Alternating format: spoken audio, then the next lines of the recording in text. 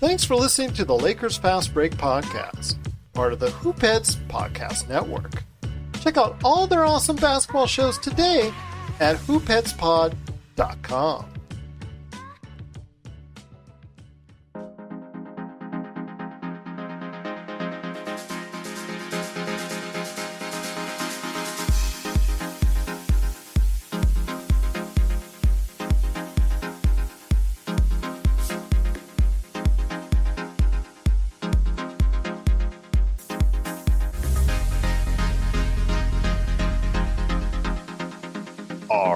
Back with another episode of the Lakers Fast Break podcast. It's Gerald Glassford coming right back at you here from Lakers Fast Break. Pop Culture Cosmos, Inside Sports Fantasy Football, and Game Source. We truly appreciate everyone out there listening to all of our shows. And if you can, please give us a 5-star review on Apple Podcasts. Plus, if you can like, share, subscribe, follow, or do anything that you can to support us right here at the Lakers Fast Break. NBA Draft Junkies, the Locked On NBA Draft Podcast, Lakerholics.com, and the Hoopheads Podcast Network. It is sincerely appreciated. Well, we can just for a moment take a deep breath, catch our breath, because the season's over, and the play-ins are about to start, starting tomorrow as we record this with the Eastern Conference play-ins. But I thought I'd take a little bit of a time out to talk to a good friend of mine, not what we usually talk about, but what we're going to talk about as far as season-ending awards. So I thought I'd throw a little bit of change of pace for him. It is a man who hosts on Mondays and Thursdays the Locked On NBA Draft Podcast. And also, of course, he's the mastermind behind NBADraftJunkies.com. He's a man who Jamie Sweet has just said in the comment board, "What's up, Raf? It's going well." It is a good man indeed. It is Rafael Barlowe, my good friend. How are you? I know busy is always part of that sentence. Yeah, I'm doing good. I don't know if I'm the mastermind. That's kind of like big shoes to fill, but I am. You've got some big shoes to fill, my friend. I mean, because the podcast that's Locked On, you've got all the stuff that's going on with over 14,000 subscribers on YouTube, on your NBA Draft Junkies channel. You've got great videos going there, including some exclusive ones, an exclusive one you just dropped, actually. You've got so much more going on there. Your podcast today that you dropped as we're recording this, you almost had it just like that guest that that a lot of people want. But you know what? You still had a great podcast nonetheless, as far as covering the first round, the playoffs. You had talking about some great workouts that you've seen firsthand. And, of course, not the J. Cole League, but the Basketball Africa League. You know, I know J. Cole League has been called, but no, it's called the Basketball African League. And I wanted to hear a lot about that because I know there's some great prospects that will be here playing in the NBA eventually. So that's what I wanted to hear about the most. But again, a great podcast from you nonetheless, my friend, and people should check it out right away.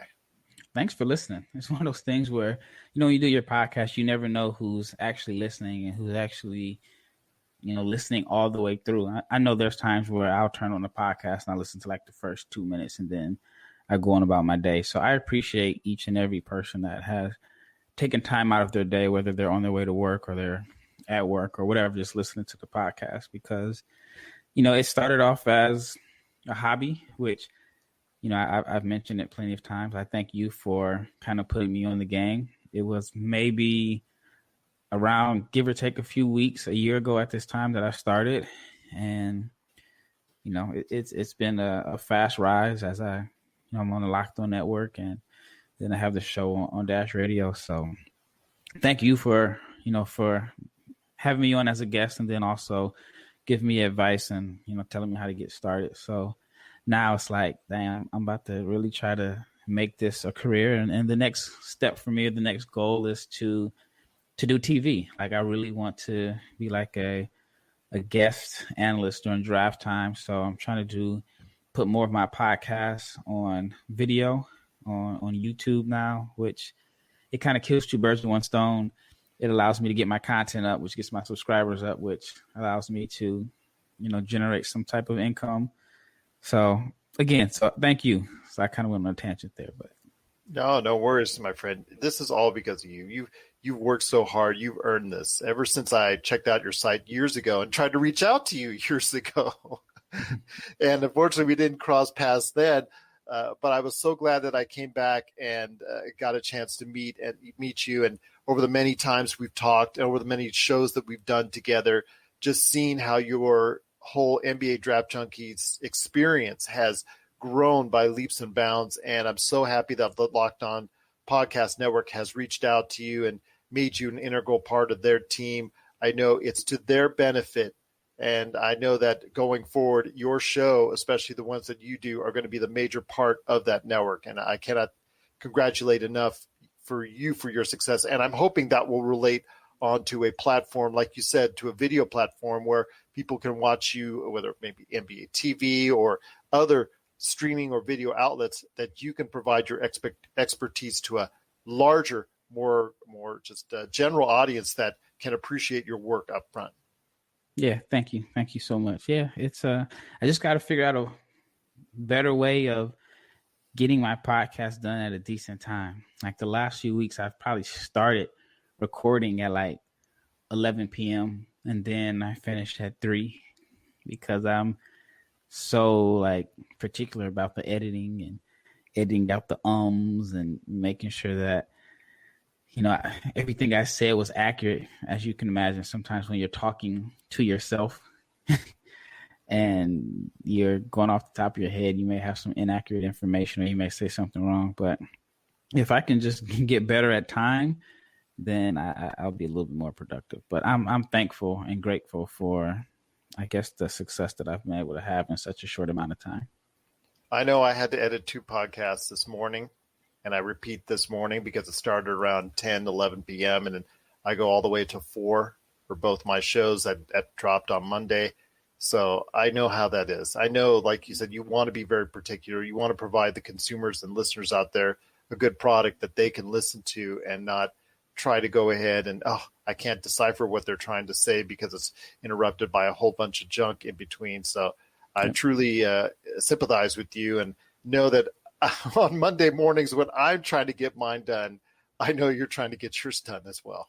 Yeah, I mean, I've seen 4 o'clock, I've seen 5 o'clock. Then I have to get up and work and start my day. And luckily I was able to get a quick nap in today, but I have to make sure I don't oversleep. But it's all worth it. Well, I do want to thank Michael Johnson, Jamie Sweet, V. Garcia, Anthony Johnson. They're already on the hotline in the comments already. Today, like I said, we're going to discuss the season-ending awards, and we're going to hand out some season-ending awards as far as the NBA is concerned, and we'll see what happens there for our picks for a range of the type of awards that are out there. But I do thank everybody for watching and listening. First up, my friend, I think we'll touch on this, and that is the Coach of the Year. The coach never gets enough respect, but gets a lot of the blame, as we've seen in both Lakerland and also right now in Portland, especially if there's an early exit there. Terry Stotts, that hot seat will be flaming, like Cheetos flaming hot, if something happened. I mean, you even mentioned it on your show about how that seat is going to be hot if they lose in the first round and there's an early exit there. So I want to hear your thoughts on your choice, a couple picks maybe, or your main choice, of course, for Coach of the Year. This is the toughest to decide because, Utah Jazz, you have to factor in how their season ended last year with all the different articles about Donovan and Rudy Gobert not getting along. Rudy Gobert being the face of COVID or the shutdown in a sense. Woj had a pretty negative article. Then they lost Donovan for the last 2 to 3 weeks, and they still ended up with the number 1 seed in the Western Conference. So Quinn Snyder for Coach of the Year is, if that's the choice there, it's not a bad choice at all. Then on the other hand, you have to look at what Monty Williams has done with the Phoenix Suns. I don't think they've been in the playoffs since Steve Nash, Sean Marion. I mean, it's probably been, what was the last time they were in the playoffs? The year before Nash became a Laker? Yes. I think that's 2011. Yeah, so it's been like 10 years. So on one hand, he deserves a vote. Then you got what Tibbs has done in New York, which, the Knicks hadn't been in the playoffs for since Melo, Stoudemire days. And I know Vegas had them like 22 wins, I think, targeted according to our friends at NBA Carousel. So, yeah. Yep. So, I mean, I think the Suns had expectations. The Jazz had some expectations. I mean, I don't think anybody saw the Suns as the number 2 seed, but I didn't think anyone ever saw the Knicks as, a playoff team. Then you got Nate McMillan. Even though he didn't start the season, I think he's done a pretty good job. So, Coach of the Year is definitely going to be tough. Then, Steve Nash isn't really getting credit, even though his roster is talented from, top to bottom. But then Doc Rivers, it's his first year in Philly. So Coach of the Year is going to be tough. But for whatever reason, I think with the media and New York being the media capital of the world, I think they're going to give it to Tibbs. Well, who would you pick, though? Who would I pick? know who. I think you and I both know that Tibbs is probably going to get it because he's in New York and brought the Knicks back. Oh, man. If I had to pick, I think I would go with Monty Williams and the Suns. But then this is tough because I feel like, all right, if you give – I guess we'll talk about it when we get to the MVP. But I think Monty Williams has done an excellent job as far as, like, changing the culture. But then again, that's the same thing you can say for Tibbs. Yeah. So, yeah, I would give the award to Monty Williams. I would, too. I'm going to be honest with you. It's a squeaker. I think Tibbs has done a great job. I mean, you got to give him the highest of compliments. He's probably going to burn all those kids out in a year or two because you know how he just goes ahead and plays the heavy minutes on them. And then also, of course, like you said, with Quinn Snyder at the Jazz, and of course, Doc Rivers has totally turned around that culture in Philadelphia. But I'd have to say, especially after such tragic things that have happened in his life, I think Monty Williams is a great choice. And Phoenix has, just like the Knicks, played exceedingly above their expectations. They were probably thinking about 6th, 7th. I think when we started a season, I think you and I, when we had our podcast previewing the season, I think we picked them around 5th, 6th, or 7th, on the back end of the 8-team rotation. Now we've got to go ahead and consider them as a favorite or one of them to go ahead and go really far in the playoffs. And I think a lot of that has to do with Monty Williams. Yep. I see someone commented the ball boy from the Pistons can win with the Brooklyn team. I mean, I don't think managing personalities, especially in the NBA, you got 3 guys. Like talent-wise, I get it. But I think Nash and D'Antoni have done a pretty good job as far as like managing the personalities. I mean, Kyrie has never been a guy that coaches have had the greatest relationships with. I mean, they've been injured. I don't think they've played 10 games together. They're big 3. I think I played 9, if I'm not mistaken. Yeah. So, I mean, not saying that he should win Coach of the Year, but I don't want to underestimate the, how he's been able just to manage. Quite often, he's only had one of the big 3 in the lineup for a game. So, he definitely gets some credit. Bruce Brown at, I don't know what position he plays. Power forward, power guard. He's just out there. But, I mean, talent-wise, they're super talented. And I think anything short of going to the NBA Finals would be a disappointment. But, again, Phil Jackson had really, really talented teams, too. I mean, think about the Bulls team now has 4 Hall of Famers. Yeah. So with Tony Kukoc, Yeah, so, but he did a good job of managing the personality, so I don't want to underestimate that. This is Rafael from NBADraftJunkies.com, and you are listening to the Lakers Fast Break.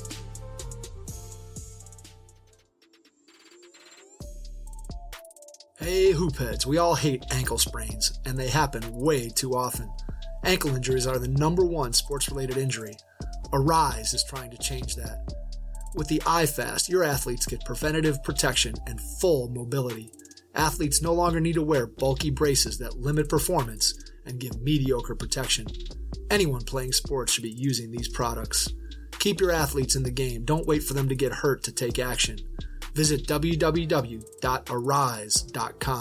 spelled ARYSE, and use the code HOOPHEADS to get 20% off the future of performance. That's ARYSE.com with promo code HOOPHEADS to get 20% off. Well, there's more to talk about on today's program as we head into the Rookie of the Year. And for quite a bit of the year, it looked like it was a no-brainer with LaMelo Ball and it looked like it was going to be something that was going to be no-brainer, like I said. But over the course of the past month and a half, he got injured. Plus, when he came back, he has not been the same or even near it as of yet. And meanwhile, in the last month and a half, Anthony Edwards from the Minnesota Timberwolves has provided a lot of excitement for Minnesota fans. And not all of it was empty calories. Not all of it was empty points, because Minnesota has played better the last month and a half of the season. And things may be looking up for that Minnesota franchise now that Can I add that? Yeah. Why are they playing good? Like, what are they doing?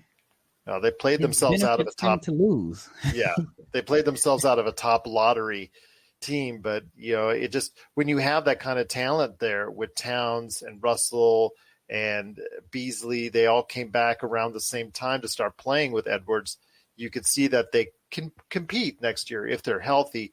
Would like to play defense. That would be nice if they could do that. But, that may be another story in and of itself. But Halliburton from Sacramento obviously gets some credit as well for being steady all year long before he got injured. But I want to hear your thoughts. It's a lot closer than we thought it would be for the first 2/3 of the season. But who would you have still as the rookie of the year? I'm doing a 94 co-rookies, like Jason Kidd and Grant Hill. So I'm going to go with Anthony Edwards and LaMelo Ball. I think they should split. Really? Yeah. Do you think the voting will end up like that? Because I don't. I still think LaMelo Ball will still probably get a squeak by on the vote. I think it's close, but I think he'll squeak by. Yeah, I mean, some could say that it could be similar to Luka and Trae Young. Luka was the front runner early in the year. Trae Young finished strong, but everyone's mind seemed to have been made up by January, which, I think that's a fair assessment. But if it were me, I would do a split, because I feel like Melo had an impact, but then Charlotte seemed to be steady without him. They didn't fall too far in the standing, and that was without Gordon Hayward also. But I feel like Anthony Edwards has the potential to really, really be a special player. And the way he finished, the season was strong, and obviously it led to Minnesota winning. It would be pretty awful if they were doing that push for him to win Rookie of the Year and they won too many games and it helps them lose their pick, which gives Golden State another option to retool. But yeah, I would do a split. Halliburton was close. I mean, he was steady, but I don't know, man. The Kings, I agree with Michael Johnson as far as Ball being number one. But to me, I'd flip-flop Edwards and Halliburton. But it's close. All three it's much closer than it was at one period of time when Ball was running away with it. And like you said, Michael Johnson has also agreed with you that they should just hand Golden State the pick now. It's just so funny because, like you said, they should have been tanking. They should have followed the routine of what Cleveland, Oklahoma City, and a couple others, what they were doing as far as the diagram for losing and tanking. And Anthony Edwards has played so well, and they've literally just given themselves a worse chance to go ahead and get Cade Cunningham. Yeah.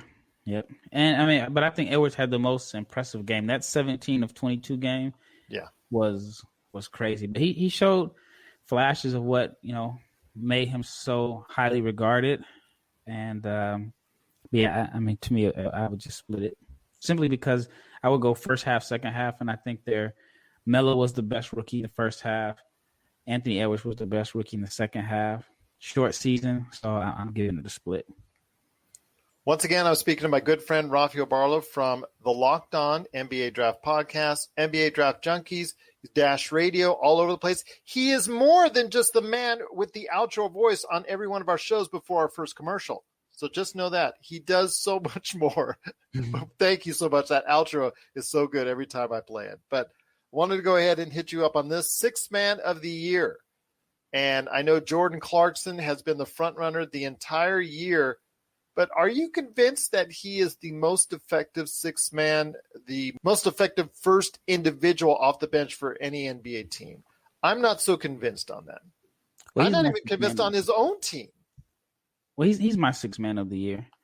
It would be tough to, in my opinion, go against him because he's played such a big role in everything they have going on in Utah. Like I said, Donovan Mitchell has missed like the last 2 or 3 weeks, and they've been able to maintain the number 1 seed.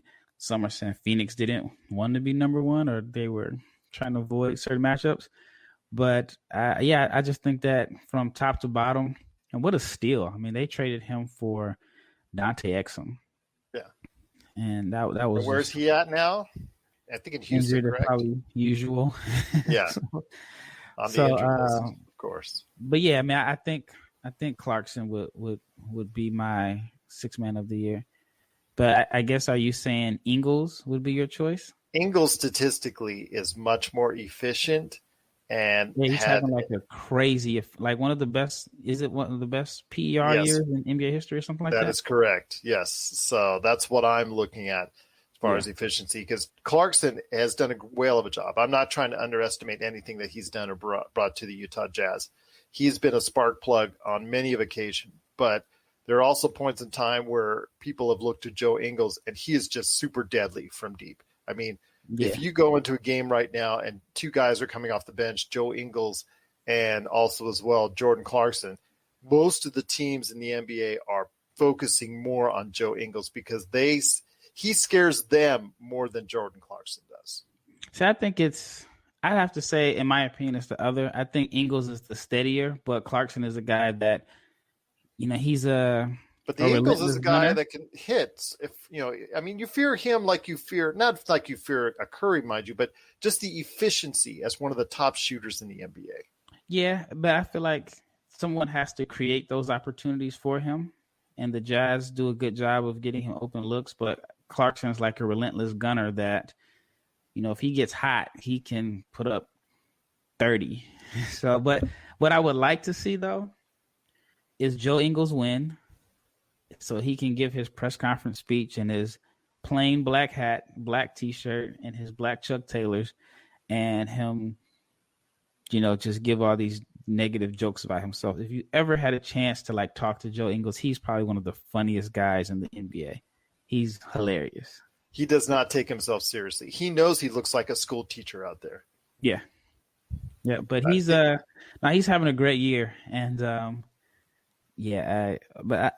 think they're going to give it to Clarkson. Oh, no, I know they're going to give it to Clarkson. He's had all the pub all year long, and his game has not tailed off to the point where people would say, Ingles or anyone else should get it.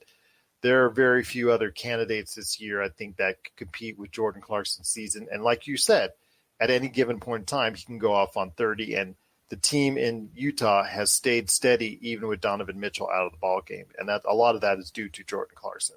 Yeah, I also feel like when people think of a 6th man, they think of a guy that is a microwave scorer that comes off the bench, and Jordan Clarkson fits that bill. It's like your Lou Williams or your Vinnie Johnson or those type of guys. So I think he's more so of a, I guess, traditional 6th man in a sense. I'll tell you what, the next item that we have up for list on the season-ending awards from the Lakers Fast Break, along with my good friend Rafael Barlowe from NBA Draft Junkies and the Locked On NBA Draft Podcast, Most Improved Player. Now, this one to me is tougher than More Than Meets the Eye. Obviously, the gentleman that was, I think you said it on a podcast that we did a little while back, that he was riding his bicycle around your building at one point. I'd see him out my window. The same window I'm looking out right now, I'd see him out there. Yeah, absolutely. Julius Randle is going to most likely get it.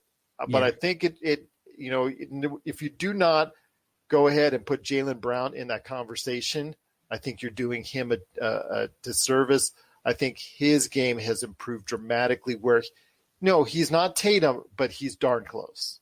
I don't know. I think some may even take him over Tatum in a sense. Really? Yeah, I think if you look at Tatum had the hype coming in, so he's more of the bigger name. But I think if you just took away the names and did player A, player B, I think it would be like 50-50. Brown was a highly regarded prospect. I'm not making it seem like he was like a 2nd-round pick or anything like that. But Tatum was more known. He was the guy that they were crowning to be, the next franchise guy, while Jaylen Brown has made it definitely close. I want to say shot like close to 40% from 3. Yeah, both were lottery picks. Both were in top 10 picks, but I know Tatum. Like 3, I think. Yeah, I know Tatum is something here at the Lakers Fast Break we kind of always frown upon because, the Lakers should have picked him, but need I digress on that. And Brown too. Yeah, absolutely. We should have picked Brown too. But Brown's game has developed because Brown was not a good shooter coming out of college, and his game has developed so well over the course of the past year. I mean, since the bubble, he's become so much of a different player, not just a very good sidekick for Tatum. Like you said, someone who is at his level, a peer per se, as someone that Boston can rely on. And it's just a shame to see him get injured and is not going to be available for the playoffs. But I think going back to who would win, I think if you don't say Julius Randle, you're kidding yourself. Yeah, I think Randle should win. It's crazy. Like, he was probably the most hated Knick at this time last year. Knicks fans absolutely hated him. I remember doing like the Knicks Fans TV podcast, and I said, I want Julius in Portland. And I got so many tweets like, we'll help him pack his bags. And because I felt like Portland, and I'm a Blazers fan for the listeners that don't know, but I felt like Portland needed like a 4-man that can make plays for others because the Blazers are always ranked near the bottom of the NBA in assists, and Julius can make plays for others. His game, a lot of people may not think his game is the most visually pleasing, but I felt like he would have been a good guy for Portland. But now he's played himself into a situation where it's nearly impossible to get. But yeah, I think he's going to win Player of the Year. Most Improved Player. The Knicks are not going to get shut out in the awards. Yeah, I don't think so either, especially because it's New York. But it's deserved. If somebody says, you know what, Tom Thibodeau wins, it's not deserved, I think they're wrong.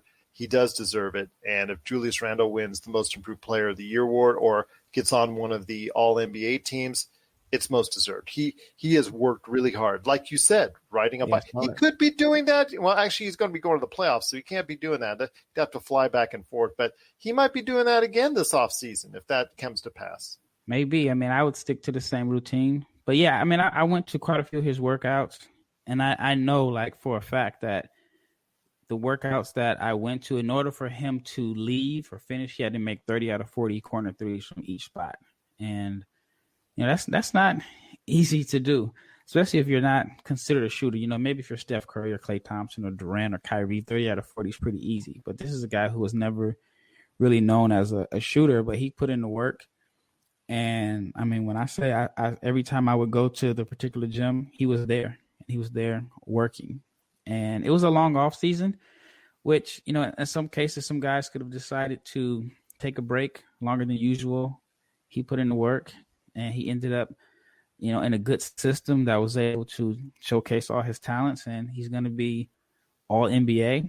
And now he has like a decision to make as far as his contract.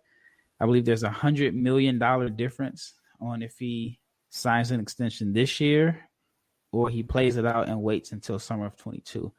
Oh, I hope he stays healthy. Yeah. I'm glad I don't have to advise him on what to do when there's $100 million on the line. So exactly. Either way, he's good financially with that. Yeah. He's going to get it's just the difference between 100, I think it's like 106 and 202, something like that. Yeah, but I'm rooting for him. I really appreciated his time with the Lakers, but I'm rooting for him because he's a good story. He's worked hard to make himself that level of player. Can he sustain it? We're not sure. But again, if the effort's there, you never know. The results should follow. Yeah, I just feel like every year Tibbs has a guy that he can put the anointing on in a sense. I remember the year it was 2013-14 that Joakim Noah was like top 5 in MVP voting, and he was playing point center. And I've seen Tibbs take a team in the playoffs and just say, hey, Nate Robinson, you're going to be our guy. You're going to be our closer. If he makes you his guy, then you're going to be successful. And he's found ways to win with whoever the guy is. So, but yeah, Julius would be my choice. But who else would be in the running between Julius and Jaylen Brown? To find any more players that have improved, Tim Hardaway Jr. really came on at the end of the season. Yeah. I think people see him in a little bit different light now, but he's not close to those two. There's no real player that went from a good player to a great player like Jaylen Brown and also Julius Randle. No one else in that context stood out to that, I guess, extreme. SGA, he didn't play enough games because Oklahoma City sat him down, but I think I see him as someone who will be at that level if he's not there already. I think at some point in time. Yeah. Because he's really good. Anybody who hasn't checked out Oklahoma City games with SGA really got to go ahead and check out, because I think he's Jordan Poole, Jamie Sweet. No, I'm sorry. Wiggins. No, I'm sorry, Jamie Sweet. None of the Golden State Warriors on this most improved list right now. I'm sorry. Mm-hmm. But we will go ahead and say for now, I think Julius Randle is going to get it, but Jaylen Brown is a very strong second, I think. I think we're both in agreement on that. Yeah. We're signaling the ref for a quick timeout, but we'll be back with more of the Lakers Fast Break podcast. Check out what's been going on with the Pop Culture Cosmos Show and the PCC Multiverse. That is by far my favorite, because it's also character-driven and the stakes are high and there's much more of a mystery and intrigue to it. A game like Wolfenstein, which people are saying are one of the most socially important video games of the past 10 years. Catch our shows on radio worldwide 7 days a week, or at any time on Podbean, Spotify, Apple Podcasts, or on over 30 more podcast outlets. Well, the last couple awards are coming up, and that is going to be the All-NBA teams, first, second, and third. So for first, this is part of it. Yeah. So here we go for the arguments. The chat board is going to run wild right now. So everybody, you want to put in your names in the chat board, go ahead. But we're going to start with the NBA first team. I'm going to give it over to you, my friend. As if you had to pick five, like the NBA, had sent you a ballot to go ahead and fill out. Who is your NBA first team? We'll start off with that. This is tough. All right. So you have to go with the success the Suns have had. So I go with Chris Paul as my point guard. Oh, man. Center is tough because, you can go with Gobert. You can go with Embiid. You can go with Jokic. And I saw somewhere that both can be listed as fours. I'm going with a traditional All-NBA. Yeah, let's just go with the traditional, because we start getting cute like that. I know the NBA has gotten a little bit cute in regards to that voting process. It just makes for an even bigger argument. So let's just go with the traditional: two guards who mainly play at guard, two forwards who mainly play at forward, and a center. All right, so I'm going to do it in a weird way. I think it's going to be like the first guy to ever – all right, so – I'm going with Gobert. It's my first team, which is going to shock people. But Utah's entire system is built around his defense. You take him off the floor. I think he just set a record this year for plus minus. He is the most impactful player, even though he's not his game isn't the sexiest, but it's tough to have the best record in the West and not have a guy that's All-NBA, which, there's a chance that they won't have anybody on the All-NBA teams. So I'm going to go with Gobert, and I'm going to go with Jokic based off of the rules allow both of them to play together. Well, see, now you're changing it. I thought we were going to go traditional. I thought about it, but then I just... see how you are? I switched it up at the last minute. Shooting guard, oh, man. I want to say Harden, but he missed the last month of the season. So I'll go Steph, which should have been. So I got CP3, Steph. All right, I'll take Jokic off. CP3, Steph.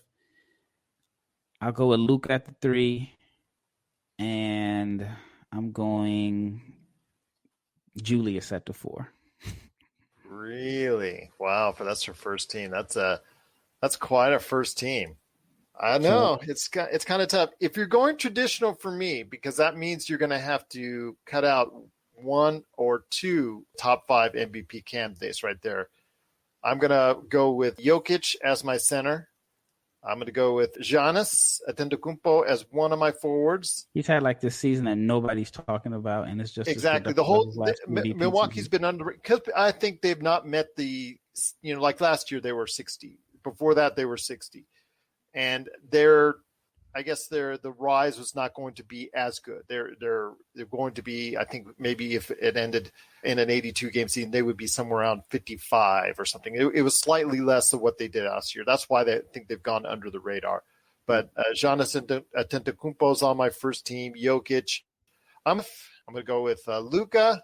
That third spot, that final fifth spot is going to be very interesting for me. If you left it on a traditional forward sense, that's a good thing to talk about right there because you've got lots of options. In fact, I will go ahead and make Luka my small forward, and I will go ahead and put Damian Lillard as my fifth right there for you because I think they've been around all season long, and they've got the numbers.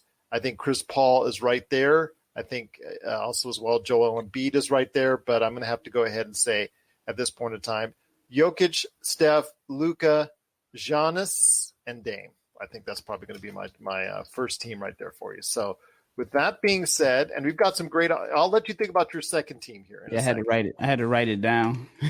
I'm going to type it in the chat. I'm going to say while we go ahead and think of our second teams right now, Michael Johnson said for his first team, Jokic, Luka, Steph, Giannis, and Dame. That's similar to mine. In fact, that's exactly mine. So great minds think alike right there. Jamie Sweet had Steph, CP3, Jokic, Mitchell, and Julius. Not too bad at all. Michael Johnson for his second team had Embiid, Randall, Braun, CP3, and Butler. With Braun, to me, it's about the games that have been played. So I'm still kind of thinking in my head for that one. And so that we've got right now. So your thoughts on a second team all NBA? My second team, I'm going with Harden. I don't even know if we can hold it against guys about their games because.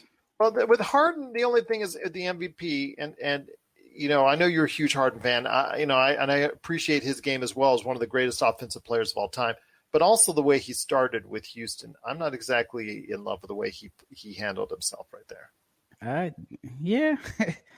I think that I guess maybe I'm biased. I'm giving him a pass simply because he was everyone wanted out. I mean, now the stories are coming out from D'Antoni to Morey to Westbrook to, some of the executives. Like there's something really, really bad that went on there that nobody has mentioned, and I think that Harden just used his power to get him out. I think he was wearing a fat suit because it was like he looked heavy. And then when he got to Brooklyn, he looked like he got in shape as soon as he got on the plane. But I mean, he was playing phenomenal before he got hurt, and Harden doesn't miss games. Like he's one of the guys that I feel like is a true Iron Man, and so for him to miss those games, it was, it's just something that he doesn't do. But yeah, I'm going to go Harden. Second team, I'm going with Kyrie. I mean, was he the ninth player in NBA history to have a 50, 40, 90 season? And I want to say he was the second or third to ever do it, averaging over 25 a game. So I want to say maybe it was him Steph and Durant did it. So, I mean, he had a record-setting season.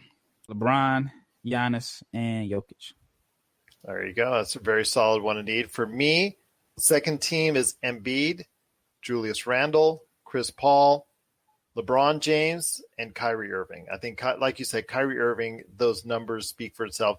You can say what you want about what he says, and I gave him a compliment about how he has his thoughts right now, what's going on overseas with all the violence going on, and I give him total credit for that. And you could talk about the flat earth and all this other stuff he said in the past, but you know what? His game has done the talking when he's there, when he's not going on personal leave or anything like that. He's actually played the most, I think, of the big three that's been there this year. I think he's played the most games, and he's done quite a whale of a job with 50, 40, 90, like you said, and over 25 points a game.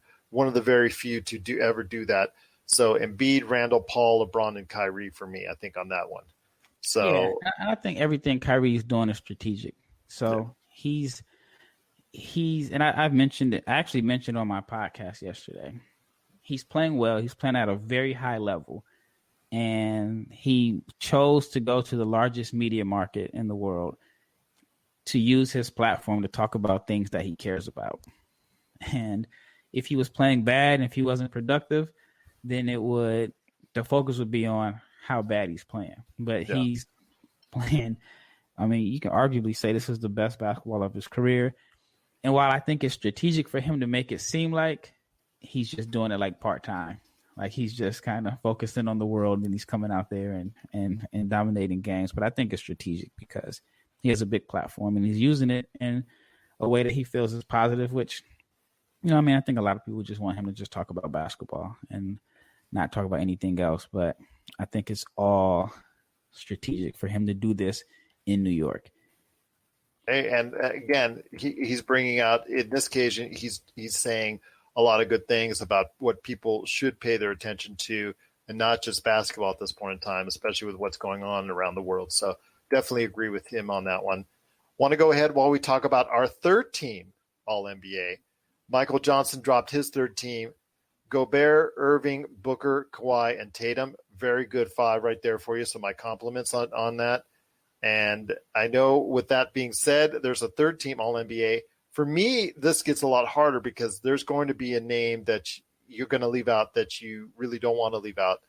So I apologize to anybody in advance if I didn't get your favorite player or a player that you think should be in the mix. It is not because it is intentional, but there's just, for this last 5 spots, there's like 10 players. So you got to try and plug them in. So with that being said, my friend, third team All-NBA for you. Man, this is tough. It's going to be a lot of guard. I told guard. you. Is it not going to be easy?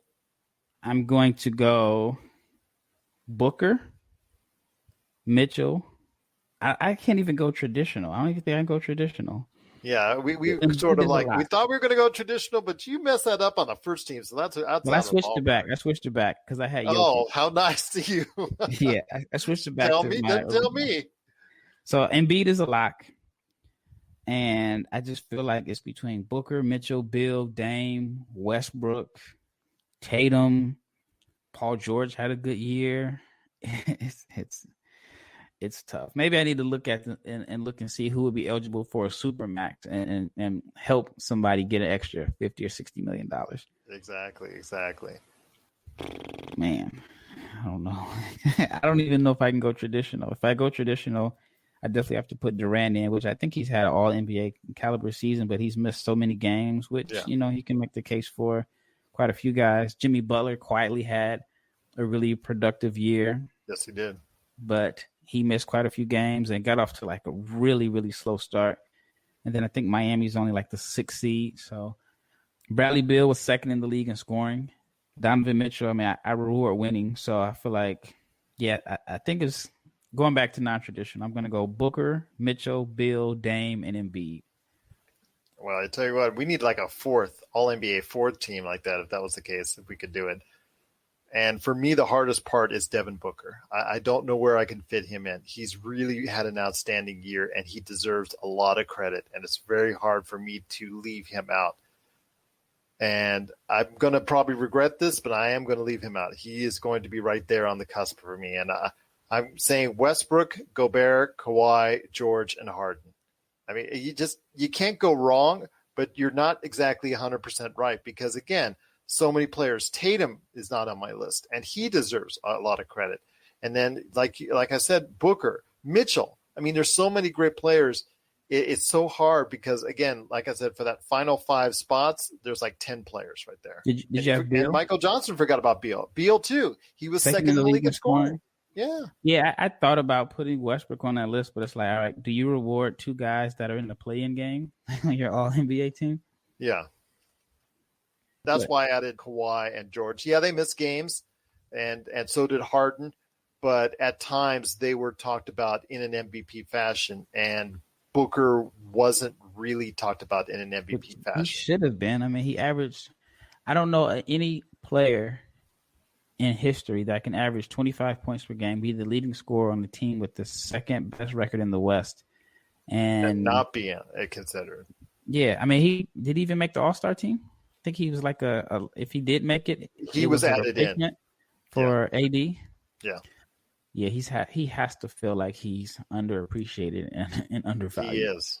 And he's so young. Like I saw something like he's like 3 years younger than Buddy Hield and they came out in different draft classes or something like that.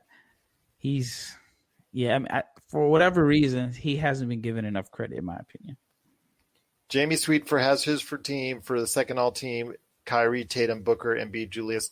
I mean, everybody out there has some great picks. Rafael has some awesome picks. You just can't go wrong. There's just no argument. There's no individual that does not stand out. It's been that good of a year statistically.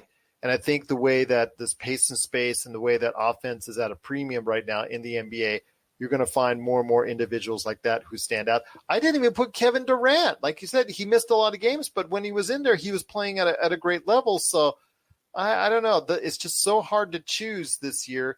Anthony Davis did not have the year I was hoping for until the very end, so I could not put him on there. He was somebody that would normally be on there and be considered. So yeah, I feel like he just didn't play. Not this year.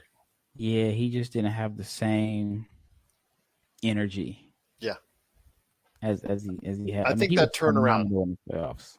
Yeah, I think that turnaround did a lot for him as far as that's concerned. Jamie Sweet's third team was LBJ, Gobert, Russ, Beal, and Draymond. Draymond Green, that's a surprise, especially someone who was so bad at the beginning of the season as far as the scoring is concerned. Picked it up to the point where it's acceptable, but obviously he's there for his defense and playmaking skills. I mean, he averaged a career high. I think he set a record this year for most assists per game for an NBA history for a front court player. If he did do it, well, I think him and Jokic probably broke the record. Yeah, definitely a great season indeed by both those guys. So that comes down finally to our last award of the Lakers Fast Break season-ending awards, and that is the MVP, which I know we're going to make someone angry, as only you and I can do. So I want to hear your thoughts, my friend, on the contenders to the MVP and who your ultimate MVP will be. In my opinion, the MVP is the candidates are made up prior to the season. And if you're not one of those guys that they had already projected to be in that list, it's going to be hard to crack it. So Jokic was on that short list with Bron or AD and Luka. Luka was a favorite coming in. He was an overwhelming favorite. Yeah, if the Mavs didn't get off to that slow start, they were like 9-14. I remember like out of their first 20 games they played, only Luka and maybe one other person had played in 12. Like COVID and injuries kind of got them off to a slow start. But they finished strong. I mean, they finished 5th seed after being below 500. I thought he was just as productive as last year. He improved as a shooter. But in my opinion, everybody's going to go with Jokic. But the player that I think is the most valuable is Chris Paul. And the reason why I don't think he's going to get it is because he wasn't on that short list prior to the season. But, I mean, as far as impact and taking a Suns team that hadn't been to the playoffs since, I mean, Obama was the president, he's had the biggest impact. So that was who I would give for the MVP. And Phoenix, one of the reasons Phoenix has been so good this year is because I feel like, and I could be wrong here, they are one of the teams that remain healthy most of the season. I don't remember them having like any of their top players miss any significant time. Mm-hmm. I think that has played a role in why they have such a good record. But yeah, I would say Chris Paul, even though I don't think he'll get it. I mean, I think the MVP is going to go to Jokic. Yeah, I think the MVP is going to go to Jokic. I'm actually also leaning personally on Jokic because he's been there game in, game out for Denver, and he's been everything for them this year. With Murray inconsistent play at the start of the season, then he finally really started to get going, and then once he started to really get going, unfortunately it fell short with his devastating knee injury, and I hope he's able to recover and be the player that he once was. And Denver was still able to go ahead and maintain a very good record. As you know, I think they were like 9-1 after he got injured, and a lot of that is due to Jokic. And I'll tell you what, I got to go ahead and give it to him in my personal opinion. Paul is obviously for me as well a top 5 candidate because of what he's brought and the mentality that he's brought to Phoenix and put them in that realm. I also got to think you got to consider Joel Embiid as a number 2 slot right there. And Steph, number 3. I'd say Paul, number 4. And number 5, I think at this point in time, because they're based on their records, I'd probably go as a number 5, Luka. I think just because the records in the end that they were to finish, in the standings just above what Dame did. So, yeah, you can't go wrong either way. I know Paul is not going to have the numbers. Like I try to compare it to Steve Nash's MVP seasons, and even though the pace is a lot faster today than it was there, Chris Paul's numbers don't even, match up to Steve Nash. I want to say Nash averaged like 11 assists or something like that. So Jokic is going to win because he has the numbers, but I just feel like, it's second best record in the West, and he is the glue. Even though some may say, well, Phoenix finished strong last year. I think they won their last 9 in a row in the bubble. So they were trending in that direction. But I think that they have overachieved. I think if you start at the beginning of the year and you said Denver was going to be a 3rd seed, I don't think anybody would have been too shocked by that. Yeah. But for Phoenix, number 2, it's Chris Paul deserves a lot of credit for that. We'll be back with more of the Lakers Fast Break podcast. Hey, Lakers fans. Looking for the best place to go for up-to-date news, information, original videos, articles, podcasts, opinion pieces, and discussions about the world champion Los Angeles Lakers? Well, look no further than Lakerholics.com. With a legion of followers always there talking about everything Lakers and the NBA, there's no better place to go to share your fandom as the team heads toward another championship run. So stop by and be part of the conversation today at Lakerholics.com. Well, once again, it's my good friend Rafael Barlowe from NBA Draft Junkies, Dash Radio, and of course, the Locked On NBA Draft Podcast. Please check out all of his work today. He has shows dropping every Monday and Thursday. Dash Radio, I believe, is also on Monday. And of course, NBADraftJunkies.com, NBA Draft Junkies on YouTube.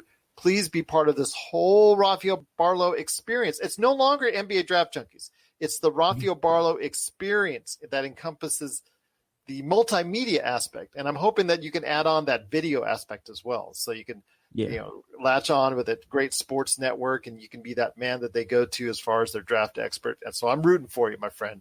Definitely rooting for you indeed. But before we head on out, there are 2 games I want to go ahead and do a preview on tomorrow, and that is the play-in games already. Just, turn around, season's over, right into the play-in games. I want to hear your thoughts on, first off, the Charlotte-Indiana matchup with Indiana at the number 9 slot hosting Charlotte. Charlotte, I know you said they were doing okay in his absence, but I think they kind of fell a little bit down because they were up as high, I think, as 4 or 5. I remember at one time when they were really doing well, and they're now number 10. So they have fallen a little bit, but I want to hear your thoughts on Charlotte. Can they go ahead and pull off this victory at Indiana? Indiana has some disarray. The coach has had some hard times as of late. They do have some injury issues that they need to address as well. So can they pull off the upset in Indiana tomorrow? I think so. But before I get into my question, I want to ask you a question. I want to flip it. Oh, here we go. I'm so used to being the interviewer now. Okay. What are your thoughts on the play-in tournament? It's such a divisive topic now. There are people that are saying, well, nobody complained about it until their team or until they were in it. Exactly. So how do you feel about it? Well, as, of course, Lakers Fast Break, and I'm a huge Lakers fan, and I know a lot of Lakers fans out there are not too pleased about the setup, but I think you got to be – I think you've known me by now. I look at the overall benefit and overall negative values of anything. And at first, I was like, way back when they first started talking about it, I was like, I don't know.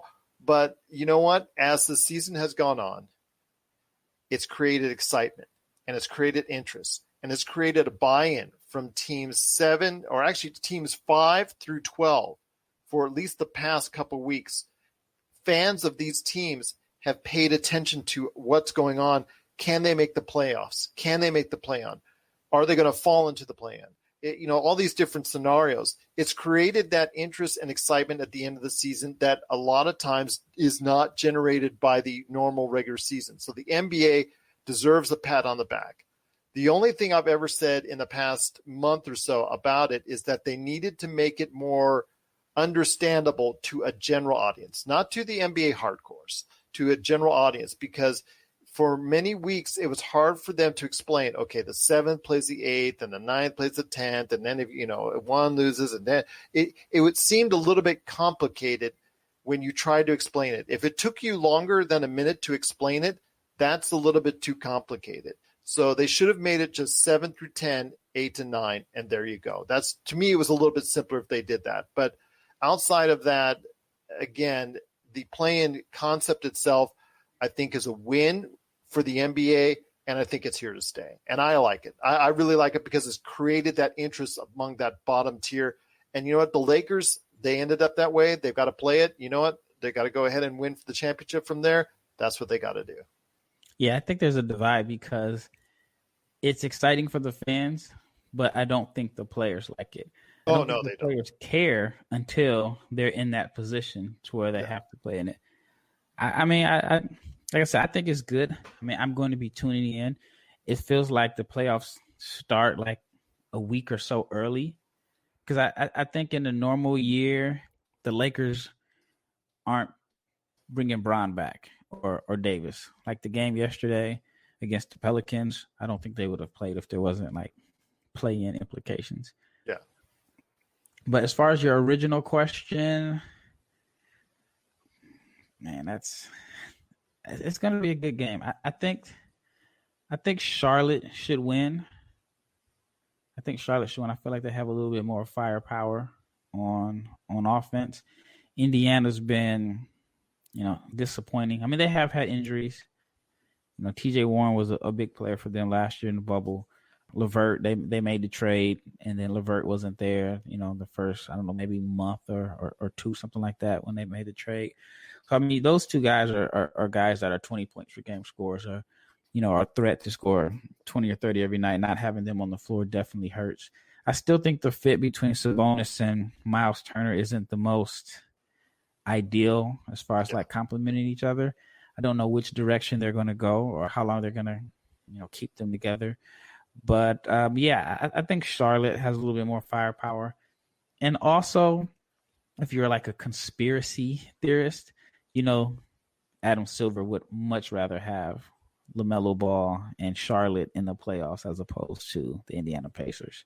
There's nobody on Indiana that I think the NBA would consider being marketable or exciting or fun to watch. So if you get exactly Hornets versus, who would they play? Nets or Hornets versus Sixers or something like that. I mean, I think people would watch because, every year in the first round of the Eastern Conference playoffs, you always have like this number one seed, and they're playing, that 5 o'clock game on NBA TV that nobody cares about. I think LaMelo in the playoffs would generate some buzz.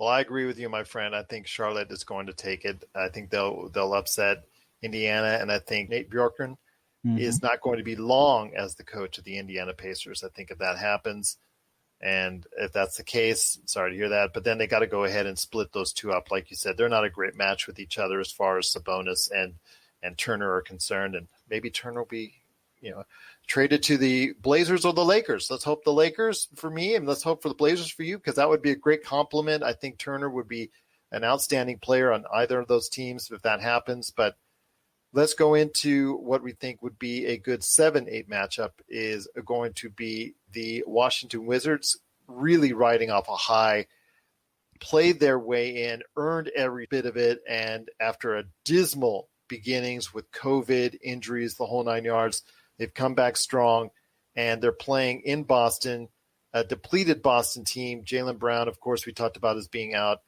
I think Washington, if Beal can play, I know Beal's got his hamstring issues. If Beal can be effective, I think there's no stopping Wizards in this game. Does Washington have enough firepower if one of those guys is cold? But this Boston situation, I feel like hasn't been talked about enough. A lot of people are disappointed in their season. Even when Brown was healthy, they've underachieved. And I feel like Brad Stevens has got some heat from some people. But if you look at their roster, if they would have decided to pay Horford what he was getting on the open market, that what did he get, like $110 million, or if they would have paid Hayward the $120 million, they would have been better. But people would have been like, why would you pay those guys $200 and something million? They made the choice of not paying those guys, and now their roster is depleted. And you have, I think, Tatum and Brown have overlapping skill sets in a sense. Kemba hasn't been healthy.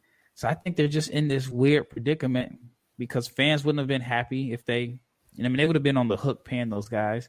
And then they let them go, which I don't think anybody was sad about, but this is what happens. Now you're one of your guys get injured, and now you really have like one go-to scorer in a sense. So plus they have that cachet, a real large cachet of draft picks over the past 5 years that, for the most part, I'm not going to say there's been a couple good picks in there, but for the most part has been squandered by Danny Ainge. I think you can blame Brad Stevens a little bit, but I think the blame should go a little bit higher than that. Yeah, I think he gambled on Memphis because I think last year's pick was projected to be a lottery pick. Like, who would have thought Memphis was going to be a pretty good team? So, yeah, I mean, that pick ended up being like 14 or 15, which I'm sure they were projecting it to be number 2 or number 3. In my opinion, I feel like Ainge was hoarding all of those picks for Anthony Davis. And the Lakers came in and swooped him up. And, his dad made the comment that he wasn't going to play there. So I think that gamble really, really hurt them. I think maybe before people thought that they should have traded it for Paul George. But I think he saw AD as the big prize and he gambled. And, once AD became technically a free agent, he wasn't. He was already signed, sealed, and delivered to the Lakers. So, I mean, looking back at it, you can say that was a mistake. But, yeah, I mean, they're in a tough situation because if you just look at their roster, some of the guys that are playing rotation minutes for them, they're not quality rotational players on the playoff team. Like after Tatum, Brown, Smart, Walker, I think there's a significant drop-off from there. And Fournier's been good, but a lot of overlapping skill sets.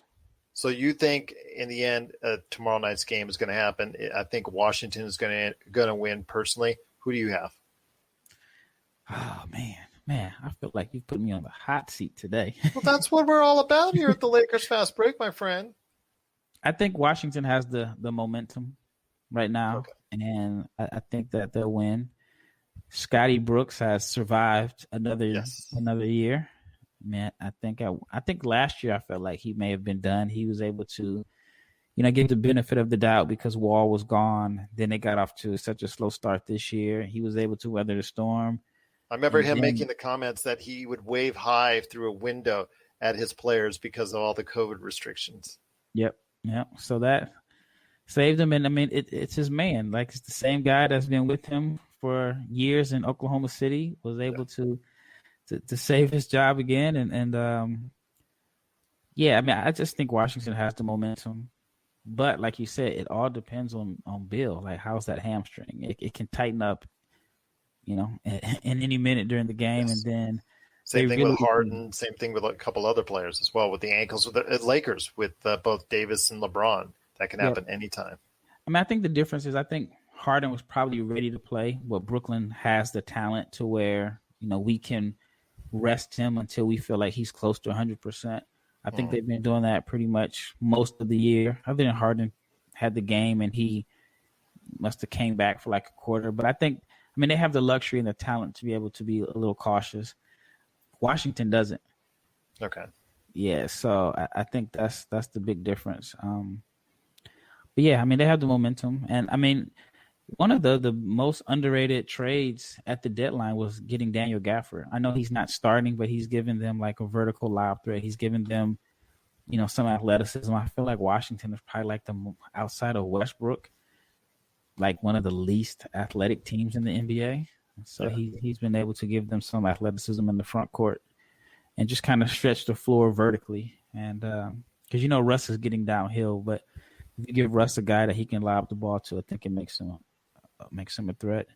So, yeah, I'm going to go Washington.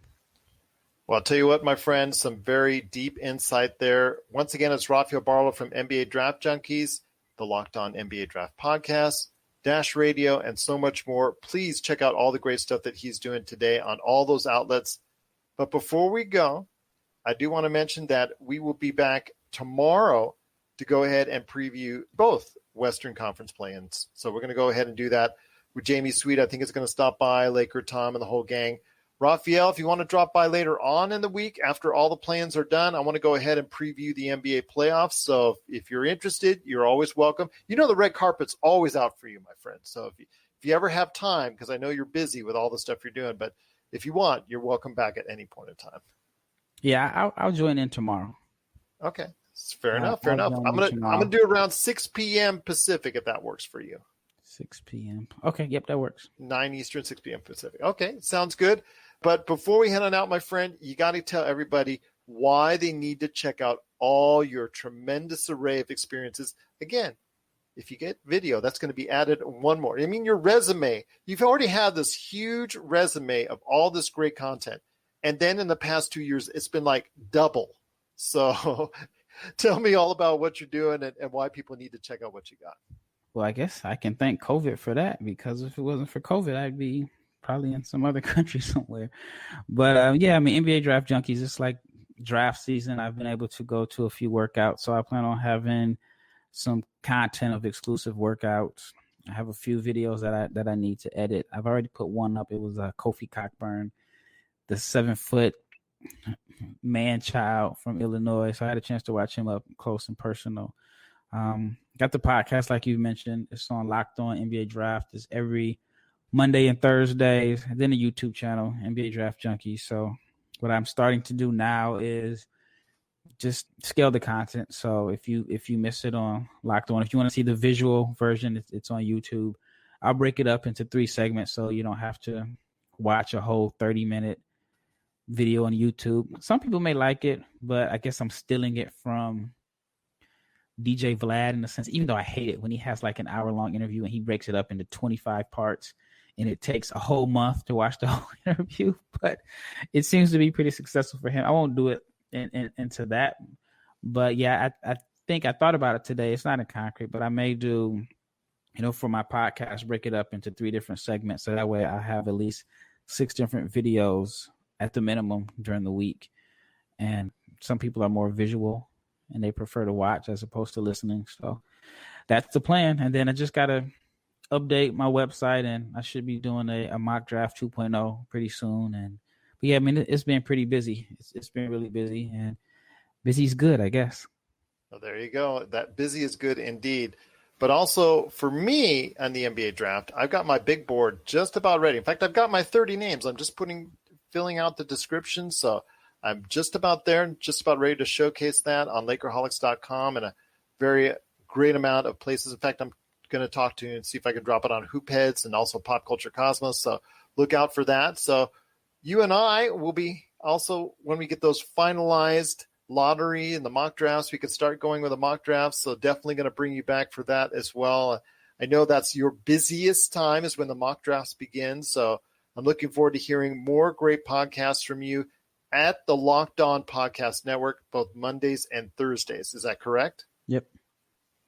I think there's a gap or there's an opening on Friday. So I may, depending on how I feel, maybe occasionally drop some on Fridays also. So I have to check with the show coordinator for that, but I think it's a possibility.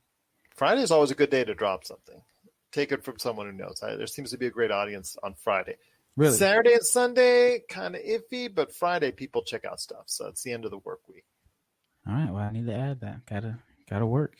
There you go. People love talking about the NBA draft. They love hearing what you got. Once again, it's Rafael Barlowe from NBA Draft Junkies, Dash Radio, also as well the Locked On NBA Draft Podcast. There isn't anything that this man doesn't know about the NBA draft. International prospects are his specialty, but also he knows all the stuff that's going on with the college graduates, high schoolers, and everything else. For anything NBA draft, there's no better place to go than the Locked On NBA Draft Podcast. All right. Well, Jamie Sweet also as well. Want to thank so many people that were part of the chat today. Michael Johnson, Want to go ahead and also give a big shout out to Kevin Samani, Lachelle C. Johnson, V. Garcia. He was on here as well. Cannot thank everybody enough. And if you want to go ahead, check out everything that Rafael does and everything that we do here at the Lakers Fast Break. If you have any questions for us, at Lakers Fast Break on Twitter, also as well. He's at Barlowe 500 and at NBA Draft Junkies on Twitter. And, of course, Lakers Fast Break at yahoo.com. My friend, I will see you tomorrow for the preview of the Western Conference play-in game. So we'll see how that goes. And also, if we get a chance as well, and if it's not too late, we'll go ahead and wrap up the Eastern Conference to tell everybody, give everybody an update on that. So looking forward to hearing your thoughts and also everyone else's. And we'll be back tomorrow right here at the Lakers Fast Break Podcast.